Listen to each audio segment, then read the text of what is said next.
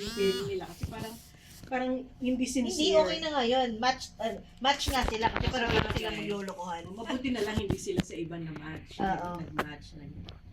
Maglulukuhan lang yung Pero dalawa. kasi parang hindi ako hopeful sa kanila. Hindi ko gaya ko si ano talaga nakakatuwa. Natutuwa kay Doc tsaka kay Paris talaga. Kasi parang napakadami nilang in common. Oo. Pati yung tattoo. Oo nga. Diba? Tapos Catholic sila pareho. Tapos yung pilgrimage. Yun, diba? Parang nakakatuwa sila. Tapos ito si kasi, yung dalawa namang fashionista. Kasi parang mukhang match yung kanilang temperaments tsaka yung interests nila. Parang meron nung nag-date sila kasi pinili niya yung guy nung sa date nila. Parang, nabuta mo ba yun? Ay, nabuta mo ba yun? Nag-date sila? Yung model? Oo. Nung nag-date sila niya. Parang pumunta sila sa thrift shop tapos pumili-pili, nag-damit. Tapos parang pinipilian nila isa't isa. Pipili ako ng bagay sa'yo.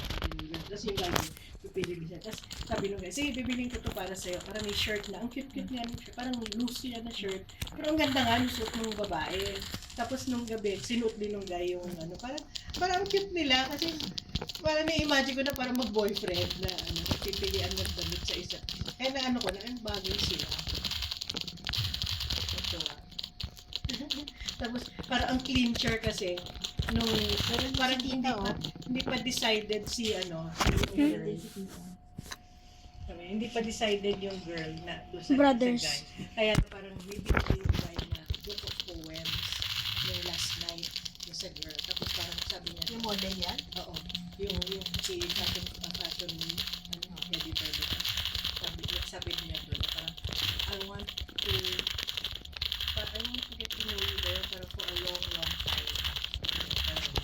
So, parang doon na yung na-touch sila. Seryoso, ito na. So, yun, pinili. Tapos, palang book na yun, galing doon sa friend niya. Yung pabaon sa kanya ng friend niya na pinabaunan siya ng bottle of champagne at saka yung book of poems. Kaya sabi, pasalamat doon sa book of poems mo. Kasi yun ang naka-clinch nung kung wala yung iririgalo niya na yun sa di.